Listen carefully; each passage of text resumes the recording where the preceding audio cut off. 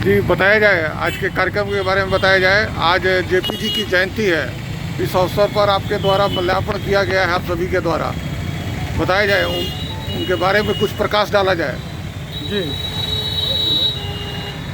लोकनायक जयप्रकाश नारायण एक ऐसे व्यक्तित्व का नाम है जिन्होंने देश की आज़ादी में तो अपनी संपूर्ण आहुति दी ही, साथ ही साथ जब देश में आपातकाल की शुरुआत हुई, इंदिरा गांधी के द्वारा तानाशाही शासन की शुरुआत हुई, तो उसके खिलाफ भी महानायक बन करके वो उभरे।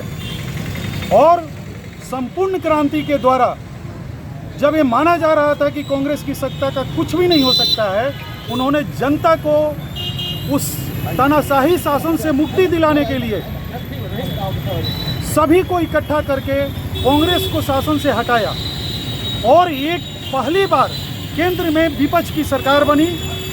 हालांकि बाद में अपने ही कारणों से सरकार चली गई, लेकिन लोकनायक जयप्रकाश नारायण का जो एक देन है सत्ता के खिलाफ, तानाशाही के खिलाफ, आपातकाल के खिलाफ, वह अविस्मरणीय हैं। और उनके बताए हुए रास्तों पर आज चल करके उनके शिष्य इसी सिर्फ बिहार में ही नहीं बल्कि विभिन्न राज्यों में और केंद्र की सत्ता में भी सत्तासीन हैं। लेकिन दुर्भाग्य की बात यह होती है कि जो इनके बताए हुए रास्ते हैं, आज उस रास्तों पर, उनके पद चिन्हों पर बहुत सी सरकारें नहीं चल पा रही हैं। बात तो होती है लोकनायक की पद चिन्हों पर चलने की बात तो होती है, लेकिन उनके जो संपूर्ण क्रांति और अंतिम व्यक्ति तक जो शासन के लाभ का प्रभाव जो पहुंचना चाहिए वो नहीं पहुंच पाता है।